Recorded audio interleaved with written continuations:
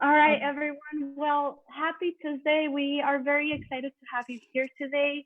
Thank you so much for joining us on our second virtual for this semester. And we're going to be doing part one of buying a home workshop. We will continue to provide workshops through this easy to use platform. But before we can get started, I just want to share with you some important information. So if you hover your the mouse through your box, that should be the box where you see yourself. There's gonna be a mute option. We do ask everyone to mute yourself unless you're asking a question, and we ask for you to do this just because if you have it on mute, any sound will interrupt the presentation and the presenter. Also, if you don't want us to see yourself, you can stop video by clicking on the three dots on the screen. We do encourage you to share just so that we can see you, we can have some interaction with you. We've been social distancing for, I believe, 2 weeks, 3 weeks. I don't even know anymore. But you don't have to do it if you don't want to. That's totally okay. Another important thing that I want to share with you is the chat at the bottom of the screen. This is a chat box. I would like for you to click on that and just interact with us by asking questions. I will be providing two links there. The first link that I am providing you is the glossary terms for real estate. If at any point you don't know what that means, you can go ahead and access the link and see what it is that we are talking about. The second link will be a sign-in link. This one we are using for, we are gonna be raffling an Amazon gift card. So if you sign in on the link, you will have the opportunity to win an Amazon gift card. We do ask you to fill it out though. Other than that, we can get started with the presentation. Right now we have our special guest speakers, Andre Wheat, who is a realtor with Live Laugh Denver. And then we also have with us Byron Schultz, who is a lender and branch manager with Diamond Residential Mortgage. Thank you so much for being here. Ooh, Divine, thanks for the hand clap. Can you hear me? Yeah. So thanks for having us. Thanks for joining us. Quickly, just to a couple of Stephanie's notes, if you could stay on mute and you, like, if you have questions or don't know what something means, use that chat function. So just type your question or whatever in that, and then Byron or I will be just watching those chats throughout the presentation, and we'll address it. Or every 5 minutes or so, we'll just kind of open it up to questions or whatever, so that we don't just skip over a related topic, if that makes sense. And again, I was telling Stephanie and Sam, obviously we've got this COVID thing going on, and it's affecting all industries, real estate included. So literally we've had to change this presentation like daily with the new happenings and the new numbers and all of this. So keep that in mind, right? Obviously we have a part 2 next week that I hope you can join us on, but obviously we'll let you know the changes that have happened between now and next week. So again, this obviously is a presentation, but it's super kind of unofficial. So just think of this as like a Q&A session. We'll let you know what we know, talk you through what we do every day, and then as questions come up, there's no dumb questions. So definitely use the chat box, and when we open it up for discussion, don't be shy. Cool. All right. So let me share this screen. So Byron, if you want to unmute. Yeah. Cool. All right. Let's make sure this looks all right. So for those of you that have responded and reached out to Stephanie's email, thank you, all super good questions. Again, most of it we'll address in the presentation, but at the end, anything that we didn't touch, I'll kind of go through, your questions and your points to make sure that they got answered. Another thing about this is this first day, we have, I think, an hour and 15 minutes, laid out for it. But I don't know we'll use it all. I'm not going to try and fill it just to fill it. So today will be mainly based around real estate as an investment and how it can work for you. Also the lender side of things, so how to get pre-approved, the documents that you need, all of that. And then day 2 will be an update on the real estate market, and also once you're pre-approved, like how the house shopping process and the home buying process looks, from searching for houses to touring to writing offers, etc. So that's kind of the breakdown. Can everybody see my screen okay? It's a PowerPoint? Okay, cool. So this is me. Quickly about me, so I'm not just a bum on the streets. I grew up in Northern Colorado. I've got a son and a wife. I coach CrossFit as well. I'm in year 5 of real estate. So I opened a company with a college buddy. And in the last year, I've had a kid, and our lives and our business models are completely separate. So I've cut ties with him and joined Live Laugh Denver, which is a small boutique firm. We're in the City Park area is where our office is. There's 12 of us, and my managing broker there has allowed me to kind of branch off and do my own thing. So now I have my own company within a company, and it's called Homes by Dre. So that's the real estate side. I average about 25 deals a year. So I'm very active. This is what I do all day, every day. It's my full-time job. And I'm a firm believer in leading with education. So hopefully that's the point of this. I'll answer your questions, get you all the info that's relevant, and hopefully that helps you want to learn more, ask the right questions, and feel prepared for when you're ready to buy a house. So again, kind of to this point, educate and advocate for you, and empowering you, to feel confident in moving forward with your real estate goals. Again, we'll kind of skip through this, but thank you for those that introduced yourselves and sent me your questions. Definitely, if you haven't responded to Stephanie's email, please do. Obviously, again, we'll touch on question stuff throughout the presentation, but if at the end you want to know more, send those over and we'll make sure to address them next week. All right. Byron, do you want to say a couple words? Sure. Hey guys, Byron Schulte, Diamond Residential Mortgage. I'm actually from Columbia, Missouri, and I moved out here in 2009. Just love Colorado, love the mountains, love skiing. And I've been I started with JP Morgan Chase back in 2004 as a loan officer. So I've been in this industry for quite some time. Wanted to get out of the Midwest. That's why I moved here, and actually met Andre through a friend of a friend. And, we play a little soccer together. We do some skiing and kind of enjoy all the activities that Colorado has to offer. Kind of in the same Espérate, voy a comer. No sé, dile a mamá.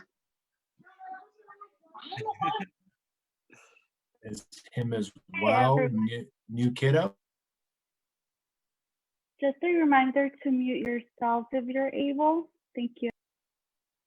Thanks, Stephanie. Other than that, we've got a good team of loan officers at Diamond here, so it's not just me, and just here to help answer any questions that you have, and really kind of like Dre was saying, we just want to educate you and kind of give you as much information as you want. So hopefully you guys pick up some good tidbits here, and maybe it'll raise more questions down the road, and we're always happy to help. Perfect. So quick housekeeping notes. If you haven't opened it yet, Stephanie sent out that kind of glossary of real estate terms. A lot of times you'll hear stuff in the news or whatever, and you're like, no idea what that means. Hopefully this has some of those terms on there. But again, as we're going through this, if there's anything you're not sure what it is or what it means, use that chat function and let us know. Okay. We want to make sure you know what we're talking about. Remain muted if you can. Obviously, kids, go take a break whenever you need it. And then we'll end just again with an open forum Q&A, and then let you know what's coming next week.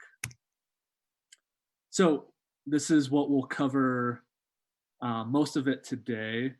Housing history. I know a lot of you had questions about, the market collapsing because of the COVID, and even before COVID, for the last 5 years, people have said Denver's at its peak and it's going to crumble, and that's 100% false. And I'll let you know why. We'll bust some home buying myths, go over the different types of loans and home buying programs. Yeah, so we should walk you through kind of every step and answer all your questions. But once again, use the chat function, and when we open it up, just let us know what you want to know. Okay, so we'll get right into it here of why you should buy a home. 90% of millionaires in the US have created their money, a lot of it through real estate and investment properties. So obviously people get into it to make money. If the people with the most money got in it through real estate, it should tell you something, right? And obviously it takes money, right, to buy your first one. But once you're in your first one, you use that as your leverage, and you just snowball that first home into multiple homes. That's the goal, at least. Historically, it's the best investment out there. Average over the last 40 years, homes appreciate at about 5% a year, which is high average if you invest in like stocks and stuff. Not only that, but the volatility isn't nearly as much in the housing market as it is in stocks and stuff. Obviously, you could see from this whole COVID pandemic, a couple weeks ago, we saw the biggest downturn in the stock market ever, right? So I've got clients and friends and family that are heavily invested in stocks, and they lost, a third of their investments, which is a lot of money, especially if you've, been stashing it away for 30, 40, 50 years, and that's your retirement egg, it's gone. A third of it is gone, and that's crazy. And if all that money was in homes, it's a lot safer. Obviously, with COVID affecting job losses and stuff, that we'll see how that affects things. But historically, it's a very, very strong investment. Power of leverage, we'll go through a slide regarding that. Everybody's got to live somewhere. So unless you're in a great situation where you're able to live with a parent or a friend and not pay rent, you're going to be paying rent otherwise. So you might as well pay yourself and not your landlord. Your mortgage rate is never going to change. So rents increase at least 2% a year.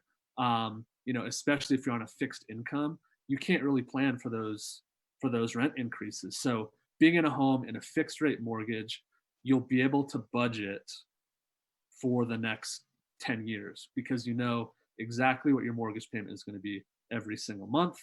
And lastly, you can think of your house as like a savings account, right? You're paying in every month to it. You're gaining equity through appreciation, so at least 5% a year.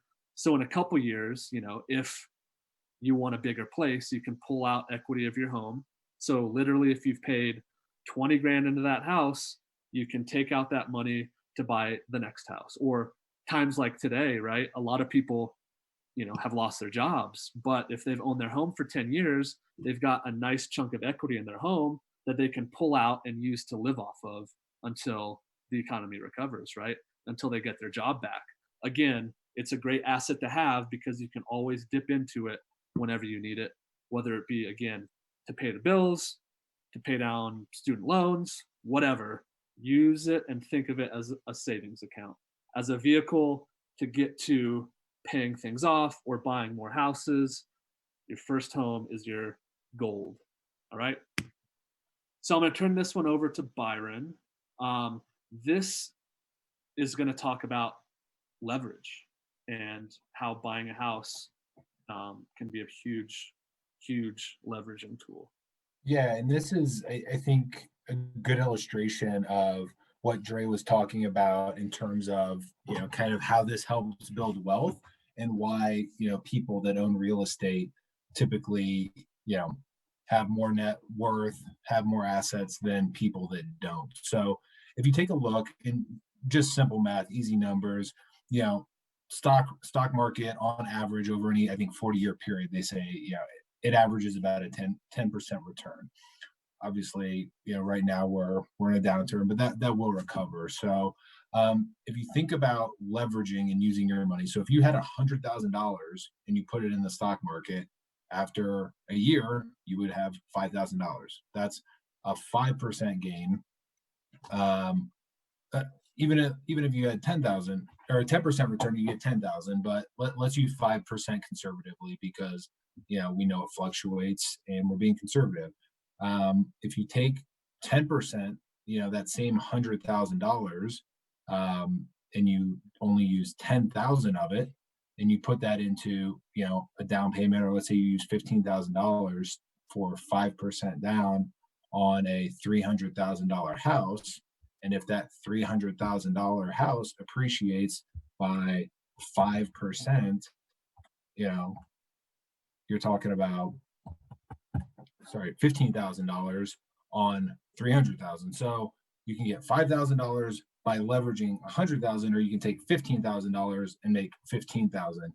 And that's where you really start, accumulating assets, appreciation, equity, all the things that Andre was talking about. But it's a matter of, you're taking a smaller percentage of your own money, you're putting it towards a larger asset, but you're getting returns on the larger asset versus the stock market. You're only getting returns on, the money that you can put in. So just to quickly recap, in a stock, right? Say you invest $5,000, right? You're going to get any of your returns just off of that initial investment, off the $5,000, right? So if you invest $5,000 and you make 10% on it, what is that? $500? $500, yeah. Right? But if you buy a home, and for this sake we'll use, right, $100,000 home, right? Mm-hmm. The minimum you need to put down on that home is, we'll call it 3%. Okay, so that's $3,000 towards that $100,000 purchase. That's all you need to buy a $100,000 home, right? So when that appreciates, you're getting that same return, 5% return on the $100,000, not just on your initial investment. Does that make sense? So you can see how it snowballs and you reap the benefits of the larger purchase price as opposed to just the initial investment. I hope this is making sense. So you get the appreciation on the overall cost, not just your initial investment. So $5,000 in a home is going to go much further than $5,000 in the stock market, historically. Cool. If anybody has, good question. So again, keep them coming. If you can't put money down, we'll get to some homebuyer programs that will help with down payment assistance. And then the cost of annual upkeep on a home versus stocks. Very good question. Stocks, if you're using, a money manager or a stockbroker or something, they're going to charge a percentage of the money that you have invested with them. And for a home, obviously, if it's an older home, there's chances that you've got to have a little nest egg in case, your furnace breaks down, or, you get hit with hail and you got to replace your roof. So there are some carrying costs. It depends, again, on the age of your house, your insurance premiums, things like this. But as far as annual upkeep goes, that's one where I'd say it's cheaper to have stocks than house. But that's when you got to kind of crunch numbers and see over time what makes the most sense. I hope and typically over the life of the loan, or the life of the house, your return is going to significantly outweigh any upkeep and costs associated with maintaining your house. The other benefit, of owning real estate is that you have a tangible asset, right? With a stock, in theory, it can go to zero. Even when the market tanks, you still have an asset that, is worth something. It might not be worth as much as it was, but, I've never seen homes go to zero. So, And that's the thing too, right? Like we have to remember everything in life is cyclical, right? So is there a chance that you buy towards the top of the market and in 2 years your house is going to be worth less than what you bought it for? Sure, there's always that chance. But remember, unless you have to sell in that trough, it's going to come back up. So you just ride it out, right? So always remember that it's cyclical. Will prices level off or maybe even go down? More than likely, yeah, it's kind of inevitable. Just over history, again, things are very cyclical with highs and lows. But as long as you don't have to sell on that low, then you're going to be fine because it's going to recover.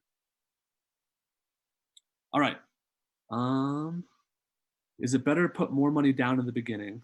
Very good question, David. So for that one, I'm a big advocate of number one, right? The less money that you put down on a home, the more your monthly mortgage is going to be. So making sure you're comfortable with your monthly payment will help determine how much you put down. But if you have the ability to pay the mortgage with 5% down or with 10% down, I'd always suggest putting less down because you're more liquid, right? And you can have those funds set aside for repairs or whatever. You never want to be house broke.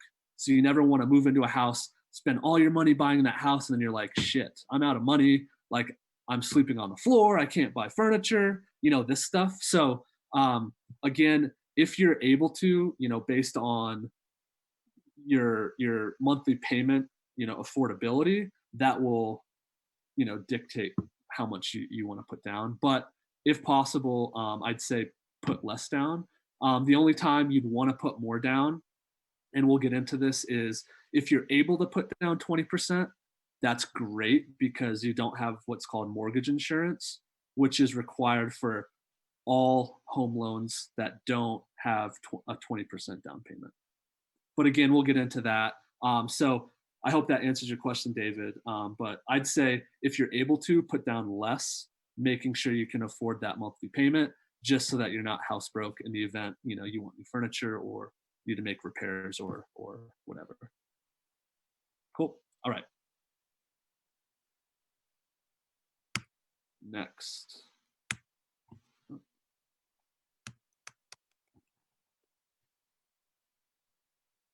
Okay. So here's from just doing this presentation in general, but also directly from your guys' feedback. Here are some frequently asked questions that we'll get into. A lot of people think we're in a bubble. A lot of people have student loans, interest rate stuff, and also kind of talking about the highs and lows, and how trying to wait and time the market is going to cost you. And also, if you can time the market correctly, you should not be going to school at Metro State. You should be a bazillionaire flying a plane to Mars. Okay, so it's not possible to time the market because nobody knows what's going to happen. So don't try and do it.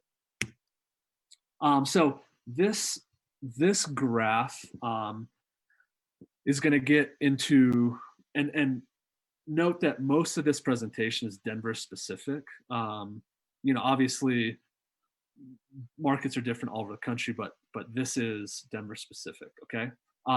So this is showing one of the reasons why Denver home prices are so high. And one of the big issues and drivers behind that is our lack of inventory. So there's just straight up not enough houses for people to buy.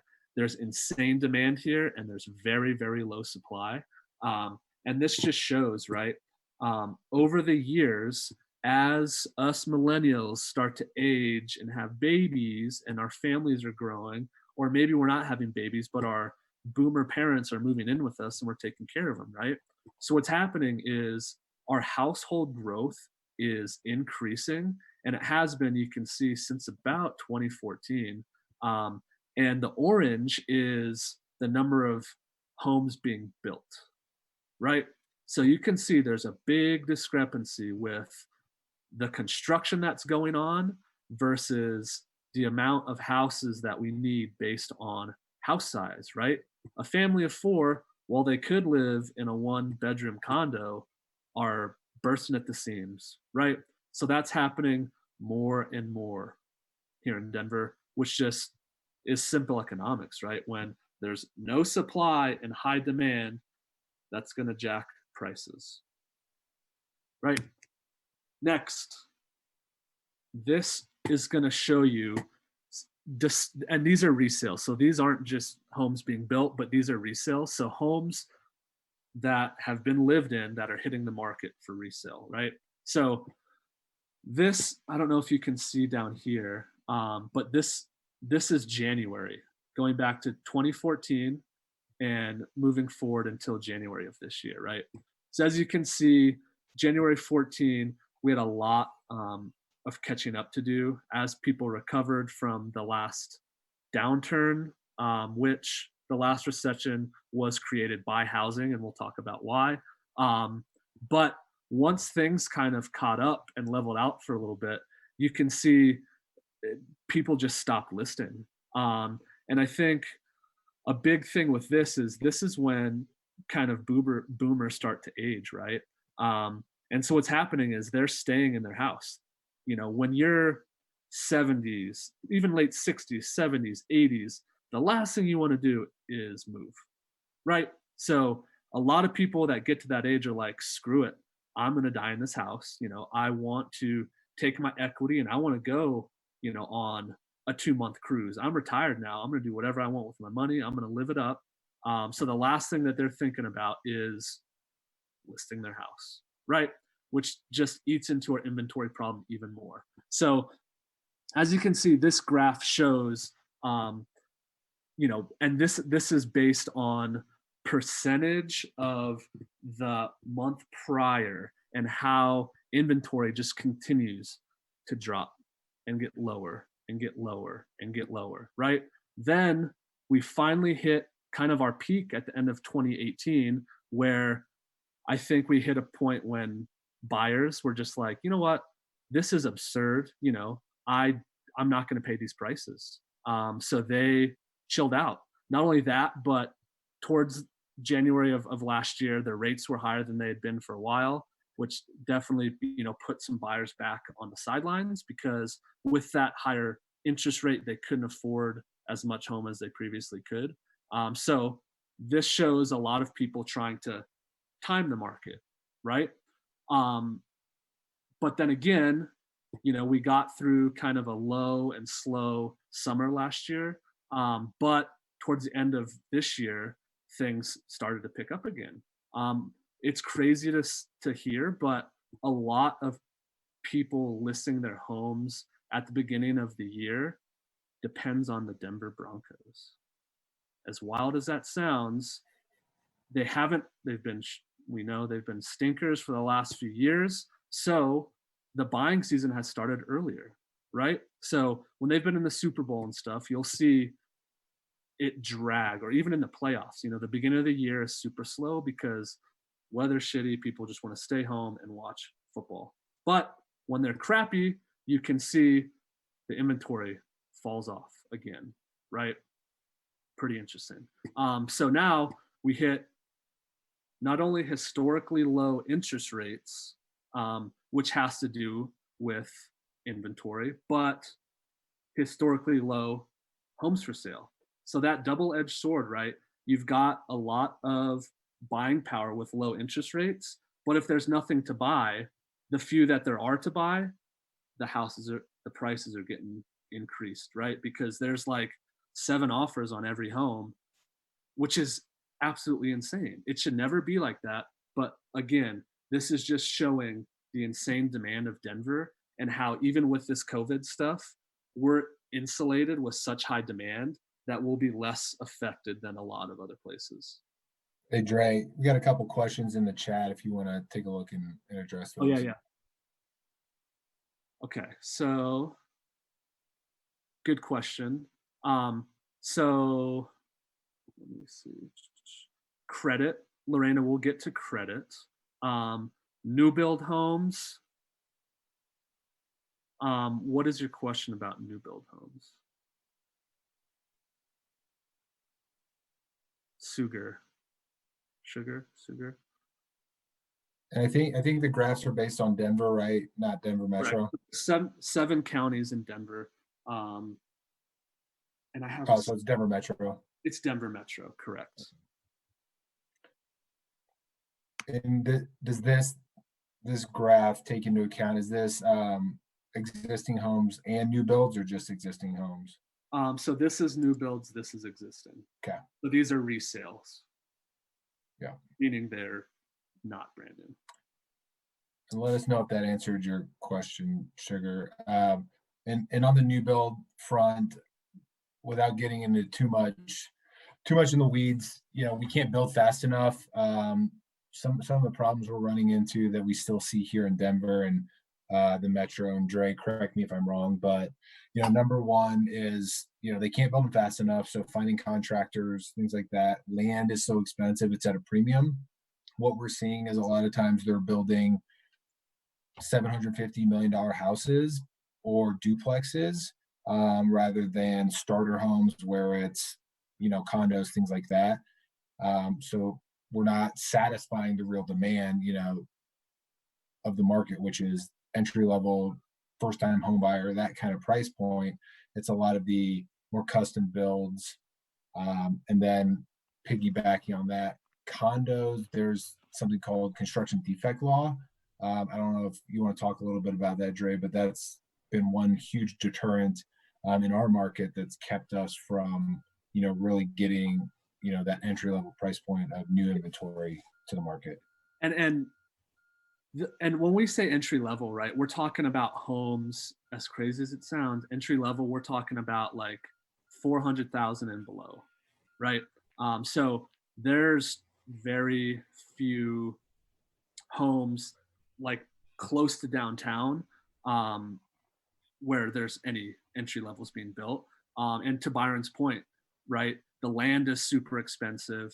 And now, especially with COVID and tariffs and things on supplies, builders' costs are going up. So they have to try and recoup, you know, those funds. So what's happening is, especially if you know, purchase or a builder purchases a lot downtown, right? They don't want to build one house on there when they could fit 4 condos, right? So that's what they're doing. They're trying to maximize the space that they have to, you know, again, to maximize the profits. So I actually didn't put it in here, but I think this is a cool thing to show you. And while you're finding that, I'll field a couple more questions. So home insurance, it just depends on the price of the home, whether there's an HOA or not. So, I mean, if you've got a condo where your master insurance policy is paying, you know, the walls out, you know, it could be as little as 25, $50 a month, but your HOA fees could be $200-300 a month. If you have a single family home, you know, anywhere from probably 125 to $200, depending on purchase price, property. So that's there's a range to answer your question, but maybe that helps. As far as buying land instead of building, I would say good luck in finding raw land to buy. Super expensive, super hard to find. A lot of builders, investors are scooping those up. But I don't even really think raw land in the Denver metro hits the market. And also buying vacant land is a completely different. Correct me if I'm wrong.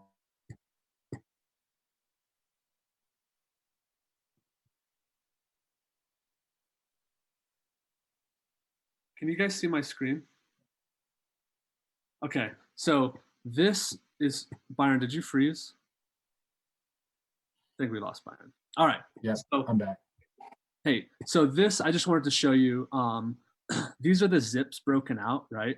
And you can see based on this chart, on this guide over here, the red shows where there is better buyer opportunity than seller, meaning this is where you're going to get the most bang for your buck.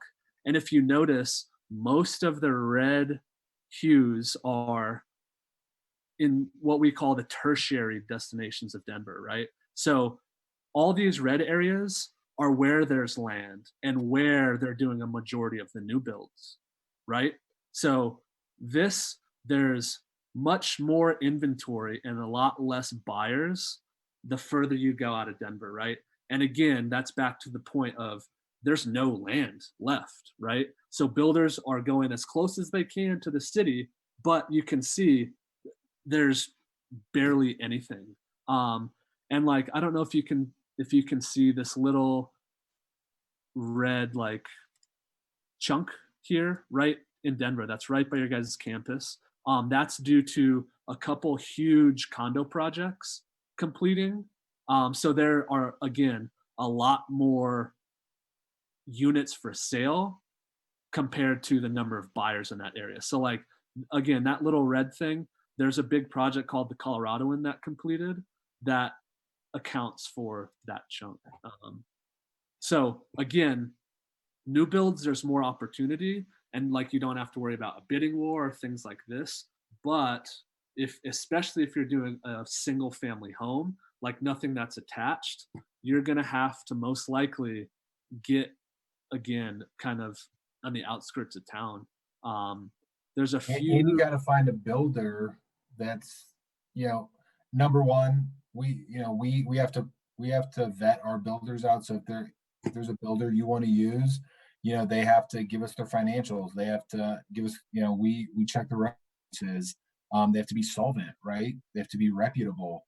And a lot of times those builders are either 6, 9, 12 months behind. So they might not even be able to start on your new build for a year.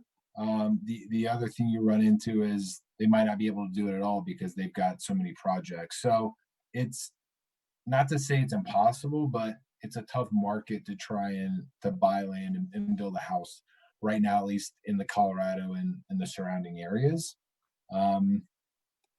Do I have a cheat sheet? I don't. It's so crazy, and it's varies from property to property.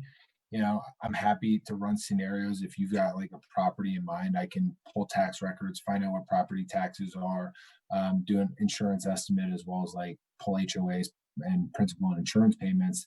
But it could be something whereas Denver, a property, the taxes on a $300,000 house could be $100 to $125, and then you could go up to Commerce City and it could be $300 some dollars a month. So it's just a big swing based on counties and locations and HOAs. So unfortunately, I don't have anything like that. Glossary terms, contingency. So that is if you own a current home that you need to sell prior to buying your next one. So if you're not currently renting but you own, if you're not going to keep that and turn it into a rental, if you plan to sell it and you need the proceeds from that sale to buy your next house, that's called a contingency.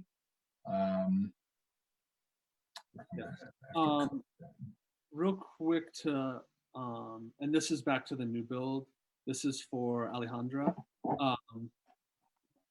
Deciding whether you want to buy a resale or do a new build, right? There's some pros and cons to each. We can talk more about this, but quickly, the biggest thing for new builds is timing, right? Because to Byron's point, a lot of times, builders are 6, 8, 10 months out from the house being completed. So, depending on your lease and when you want to move in, that's a big part of it.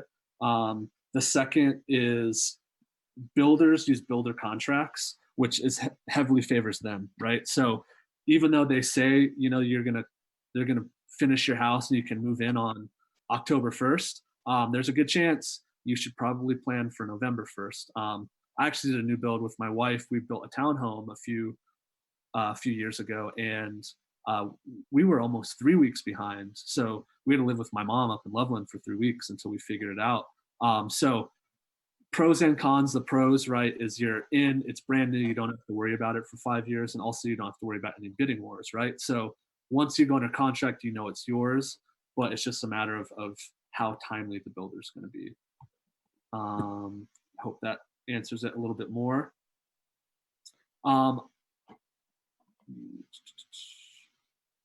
yes, HOA fees, Brianna, we'll get to that. Alejandro will get to if you should buy or wait. Okay, so back to this. Again, just showing our demand, right? And this was, again, of February. This will be updated as the new numbers come out. I don't know how to close this. But this shows you, right, the discrepancy between active homes for sale versus the demand, right? And how far we have to go for this to be an even market, right? And as you can see, the biggest discrepancies are right here in these price points. So this one uses 600K, but 600K and below, it's competitive because, again, they're not building any new homes at this price point, which makes it very tough. So we have a long ways to go, and this is a big metric that good realtors and lenders keep an eye on, right? As this blue continues to creep up, and as this red continues to creep down, so that we have, an even number of buyers and homes for sale, that's when, the closer that gets is when we need to start thinking and worrying about a potential flip in the market where, home prices are going to start dropping and there's going to be more houses than buyers. So then, right, economics, prices are going to go down. But as you can see, we're so far off and have such a long way to go, especially with them not building any more houses, especially with people, wanting to stay put because of COVID. That inventory is just getting lower and lower. And sure, the buyers' numbers are getting lower as well. But as long as interest rates remain low, there's going to be a lot of buyers. So I think one thing to add on is 2008, what really happened there is those graphs were reversed. So the blue was significantly higher than the orange. Basically, we had an inventory issue. Everybody the inventory was so high that you couldn't give your house away, right? Like you could go down a street and there were 10 houses to pick from. Everybody was trying to sell. It was a combination of job losses, economic downturn, but also inventory. So all these people had houses, and now you couldn't give your house away. And now it's the reverse. So we're so far away from that when people ask about a bubble or, is this going to be a crash? And, our inventory levels, like, even if we lose half of our buyers, we don't have enough inventory to support the demand. So we are in a very good spot right now, and we don't anticipate anything like that coming around again. All right, I lost my chat. But are you on those questions, Byron? Yeah. If you could, well, you want them. So I'm going to turn this part over to you. A lot of people, again, responded to Stephanie's email, but also, just with dealing with, people our age that have lots of student loan debt, and how that's navigated.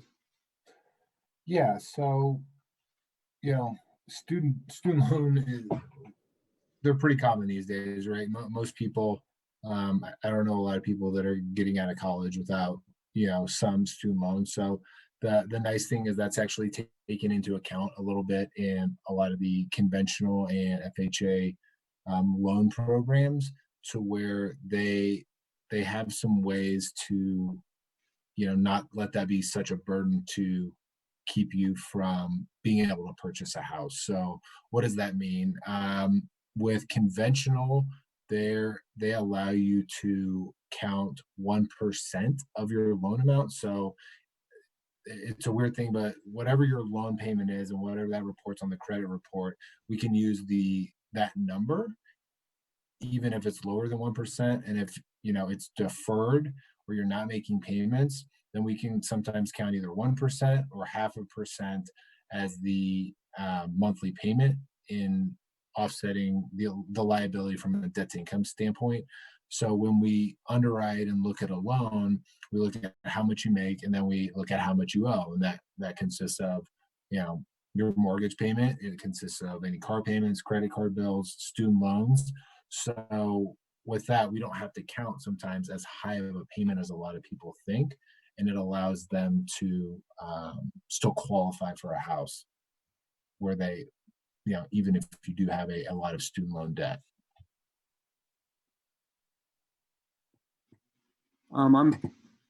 My screen's going berserk. Do you still see the PowerPoint? Yes. Cool.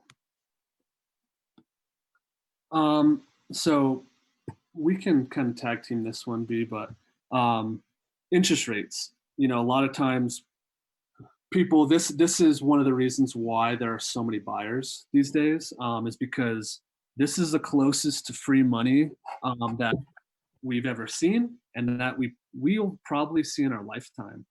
If you ask your parents, you know, if they've ever bought a house, you know, what their interest rate was on their first house. You know, I know my parents bought theirs up in Greeley back in the day, right around here, like right around 1984. Their interest rate was 15%.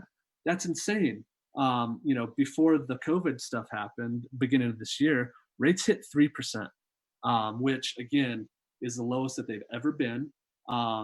So waiting for rates to go even lower, I wouldn't, because they just won't. I don't know if they'll go below 3. Byron, you could probably chime in here, but if they get below 3, then, you know, there's going to be some smaller banks and lenders that are going to have to shut down because they won't be able to afford that. Yeah, I mean, we're seeing a lot of programs get suspended, and you know, without getting into too much detail, there's some servicing stuff, and that's why, you know, you see the government, the treasury jumping in to help backfill some stuff. But rates are at all-time lows, and not just in the last 10, 20 years. To Dre's point, we're talking about ever. So, you know, trying to catch, you know, trying to get the lowest rate, it's like catching a falling knife. Like, it's very difficult to do, and very hard. So, you know, just like anything, you don't really know it's the bottom until it starts going back up, and you don't know you're at the top until it starts going back down. So, like, people always want to say, well, I want to wait for it to get lower.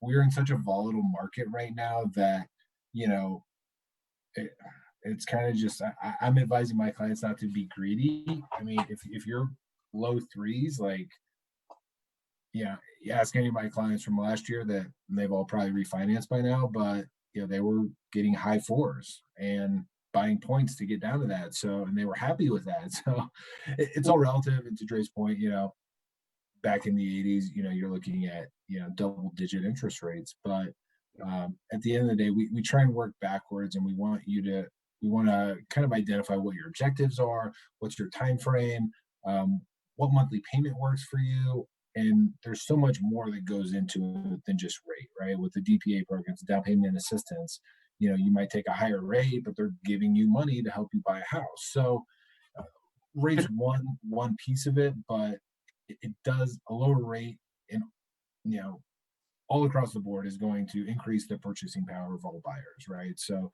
if you're only paying 3.5%, 4% interest, you can buy a lot more house than if it's a 7% interest rate. Yep. And couple points, and then we'll move on. I know we're getting close, and I want to get to all these slides. But 2 things on interest rate. One, to Byron's point, right? If you get locked in today and it's 5%, but 6 months from now it's at 3%, you can refinance, right? So again, don't let waiting for that interest rate to drop determine whether you buy today or not. Because again, if it does get lower, you can always refinance into that lower rate, right? Yep. Second thing I want to mention about interest rates is these boxes are the recessions, right, that we've experienced. And I want you to see that, you know, the recession, if anything, there comes a certain point when the recession, you know, gets to its peak, right? When the government's like, shit, we got to do something to incentivize spending to pull us kind of out of this recession, right? And one of the big things with that is interest rates, right? When they drop interest rates, more people can qualify and can buy houses. So if you notice, right, almost, I mean, every single recession, right, you see a point when it hits its peak and then it drops, right? So I think historically, just based on what's happened in the past, that's going to happen again after this COVID recession. Is, rates again are kind of artificially high now, and that's a bigger backstory. But once people can get back to work and stuff, I foresee them dropping the rates back down to 3 again, just to get more people back out there, and spending those low interest loans. So hopefully that makes sense. But again, hold on, it's only temporary and we will get out of this, and expect to see a rate drop, hopefully in the next month or two, as we get a grasp on controlling this pandemic. All right, cost of wedding. Byron, if you want to quickly get through this. So this is just showing, with appreciation and potential interest rate increases, what it could cost you waiting, deciding whether to buy today or wait a year or two to save up a little bit more. Yeah, so this goes back to the whole leveraging slide that we talked about before. If you think about it, the upside of appreciation is that you're leveraging, in this case, a $300,000 house, right? But the downside is the cost of waiting.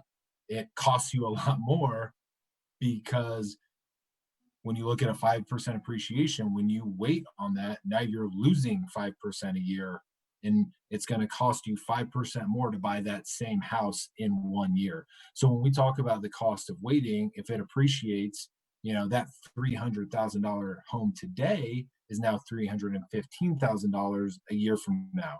And the down payment is now, instead of $15,000, you're looking at $15,565. So you're getting into a point where you're missing out on appreciation. You're missing out on, you have to bring more money for a down payment. And now in turn, your payment is higher as well, because now you're financing a larger amount. In addition to Dre's point, we're at all-time lows on interest rates. So, I think it's fair to say that, I think for this year, we can expect to be between 3 and 4%. I think that's a safe bet. But next year, who's to say that we're not back up in the 4s or the 5s? So it's hard to see them going lower than they've ever been, in anybody's lifetime. So the only, thinking about if we're at bottom, really the only place for rates to go is up. So the cost of waiting, and this is assuming that rates stay the same for 3 years, right? You see 3.75 the whole time. But if you look at all this, so now if you look at it, your down payment increases, your monthly payment increases, your mortgage insurance increases, so everything is more expensive down the road, right? It's cost of living, it's inflation. And I think, the main point here, right, is the same house today in a year from now, and this is just with 3.7% appreciation, right? In Denver, as I mentioned before, it's closer to 5, right? So the longer you wait, even the same house not doing anything based on the demand and the appreciation in Denver is gonna be that much more expensive, a year from now. So if, we'll call it 5%, on a $300,000 house, that's 15 grand. So the same house today in 1 year is going to be 15 grand more. Are you going to be able to save 15 grand in a year? A lot of people, probably not. So it's really hard to outsave the market. So the point in a nutshell is get in now when you can and let that appreciation work for you, right? Because if you're in that $300,000 home in a year from now, that 15K is your equity that you can tap into, right? But if you're a renter, that 15K is that much more that you're going to have to buy that house for. I hope that makes sense. So again, going to kind of fly through these. we like to talk. So Do again, you want to hit some of these questions, Dre? yes. Here, Let me start here. Cap on homes sold.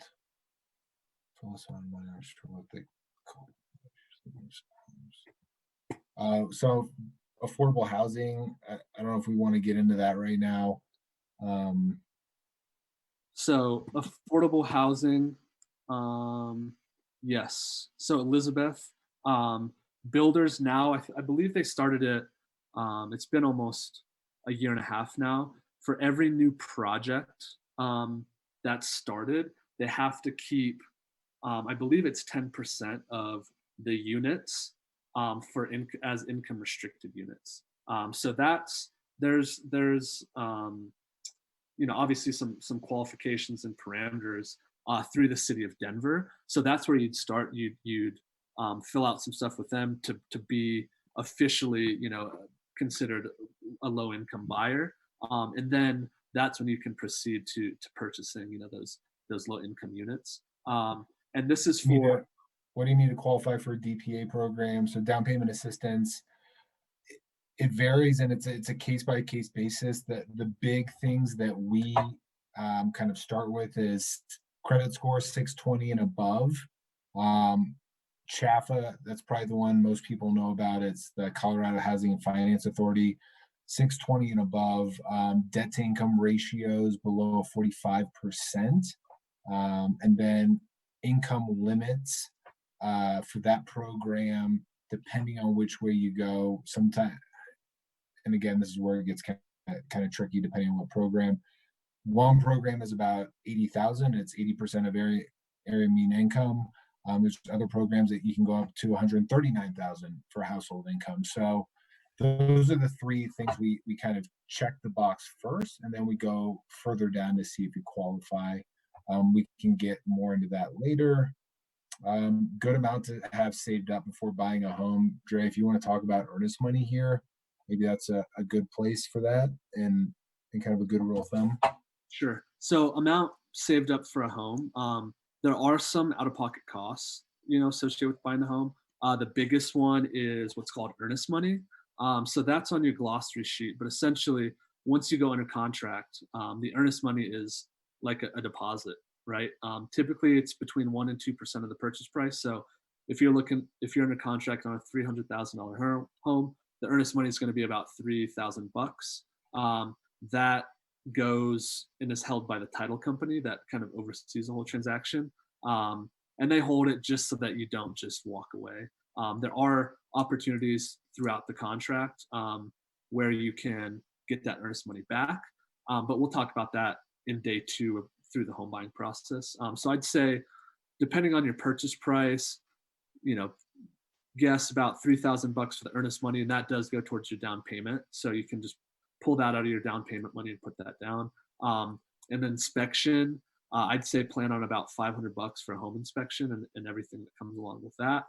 And then closing costs, depending on the purchase price, anywhere from, I would say, call $3,000 to $5,000. So what that includes is going to be, appraisal, title work, homeowners insurance. You have to pay a year ahead of time, and then you have to escrow taxes and insurance as well, so that you start funding your escrow account, so that when your insurance comes due, that there's money in that account to pay it. So again, depends on the property, the taxes, the insurance, HOAs, things like that. But a good rule of thumb is probably around $3,000 to $5,000 in closing costs on top of your down payment. So, and there are ways to build your closing costs into your purchase price, because like I've had a couple clients buy a house with $1,000. So there are ways to get creative to use these down payment assistance programs to cover as much of the out-of-pocket cost as possible. So again, some things that we'll talk about in day 2 in the home buying process. The down payment assistance programs, the government-backed programs, the DACA, all of this is the first kind of the first layer of programs that are being affected by COVID. They're tightening some parameters, and pausing some programs altogether right now. So again, I know a lot of questions about down payment assistance and DACA, but we'll again address those next week in the second session once we have some more up-to-date information on, you know, what the halts and the freezes are and how long they could last. And, you know, hoping that they do come back, which they will. It's just a matter of when. So again, a lot of these more program specifics we'll have for you next week. All right, let's keep trucking through this thing. I found out why I can't control my thing. My wife uses 2 different monitors and now my screen's all screwed up. All right. This just shows renting versus buying. And, you know, typically it's after about the 3-year mark. That's when you kind of break even on the costs associated with owning versus renting. So if you don't plan on leaving the state or, you know, having a few babies or bringing a parent in to live with you or any of that for the next 2 or 3 years, then I think it's a safe bet to say you should buy, as opposed to just throwing away your rent every day. Again, this kind of shows how it grows over time. First couple of years, you know, you'll be obviously out of pocket, but once your equity catches up, then you're just stacking cash in your equity. All right, so quickly we'll get through. Byron's going to take over and talk about how to qualify for a mortgage and the things that he looks at. Yeah, B? Yep. All right. So let's go back. What was that first slide here?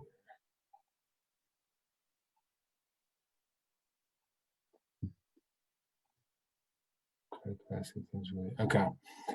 Yeah. So, and we briefly touched on this, but you know, when you're looking to get approved for a mortgage, you know, there's certain factors that we look at. So credit, obviously, that's your credit score. We pull a tri-merge report, so that's going to be from the 3 bureaus: TransUnion, Equifax, Experian. We throw out the highest, we throw out the lowest.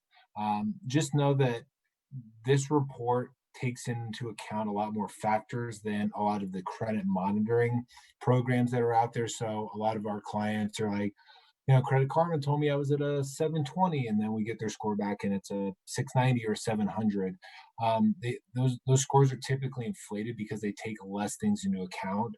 So just be prepared for that. It's not always the case, but I just like to manage expectations that those services aren't always the most accurate when it comes to lining out with a tri-merged credit report that we use in the mortgage business.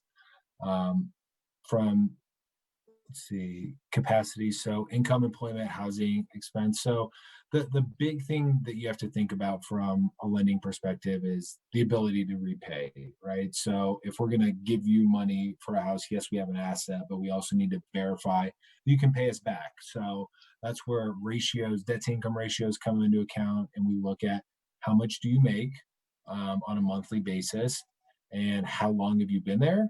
What's your likelihood that your employment's going to continue? So we want, you know, stability in your job. If you were in school prior, that counts. We look at a 2-year history. So if you were in school, we typically want transcripts and a diploma.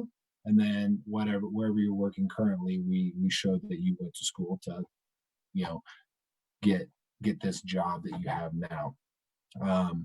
As far as liabilities, we touched on student loans a little bit. That's calculated differently from program to program, but it doesn't always disqualify you just because you have high student loans or a high balance of student loans. The other thing we look at are ratios, right? Debt to income. So do you have a lot of debt other than student loans? Is it credit cards? Is it a car loan? Is it, you know, collections? We look at late payments. So we just want to see what your history has looked like, because that's obviously the best gauge of how you're going to handle your finances going forward. And it's not to say that people can't change and circumstances. So like medical payments, we omit. That's not counted against you.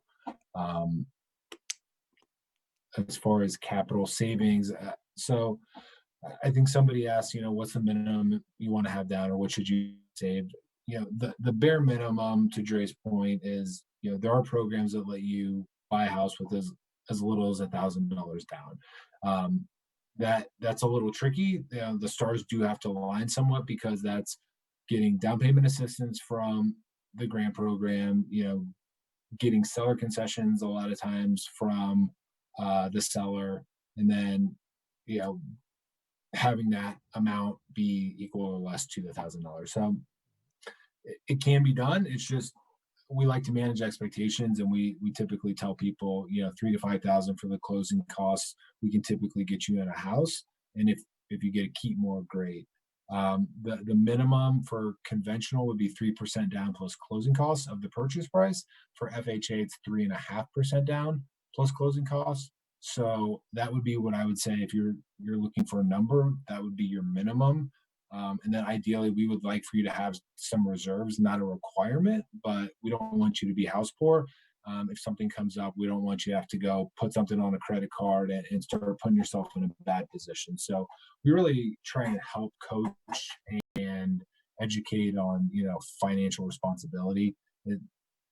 Can we get you in a house with less? Yes, but we want to put you in a position where, you're happy with us and you're able to afford the house that you buy.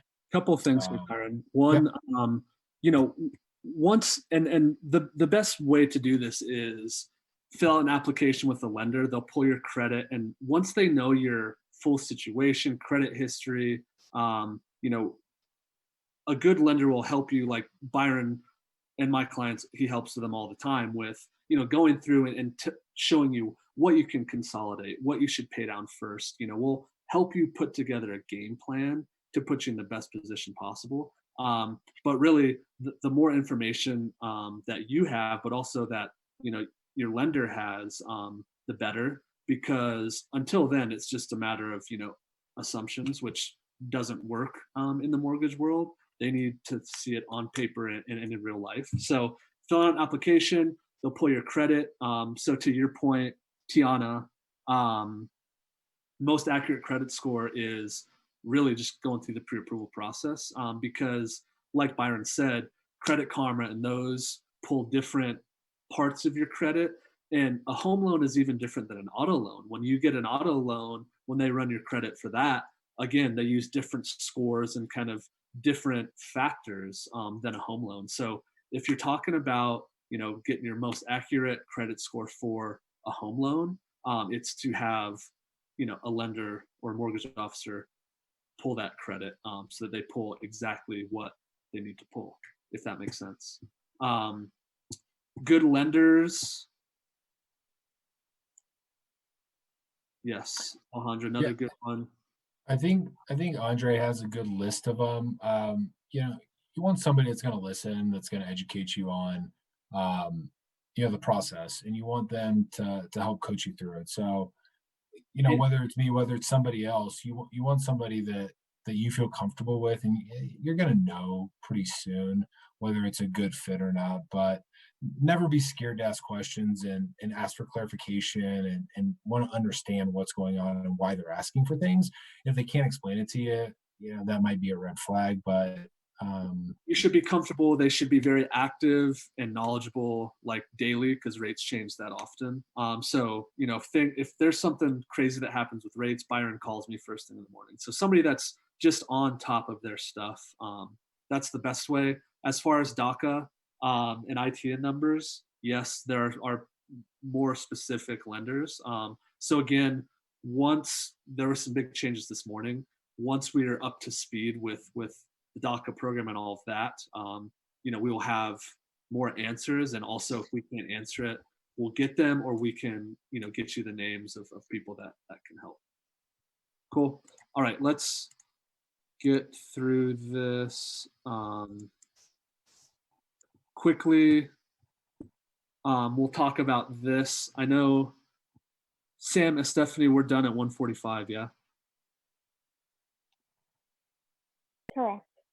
Okay. I'm wondering, since there's only a few minutes and there's several questions that haven't been answered yet, would you mind, Andre and Byron, if we tried to finish up the rest of this in day 2 of the workshop?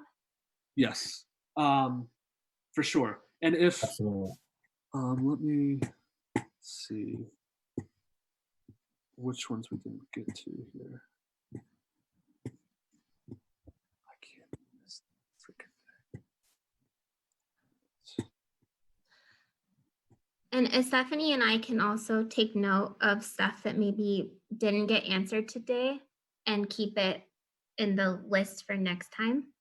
Yeah, maybe we could just I- start with that next time if Okay. we've got a list of questions that didn't get addressed. And I think we should get to most of those just in the next presentation. Okay. But it seems like I- the most kind of the outstanding items that we'll get answers to. And again, just because of the market shifts, literally like big changes came down the pipeline this morning. We just straight up can't answer these right now because I don't know. Yeah, and just to give some insight to that. So in the past, typically, you know, it was 2 years of a social security or ITIN number. You had to have an EAD, so employment authorization documents. You know, those were kind of the standard requirements in a 2-year history.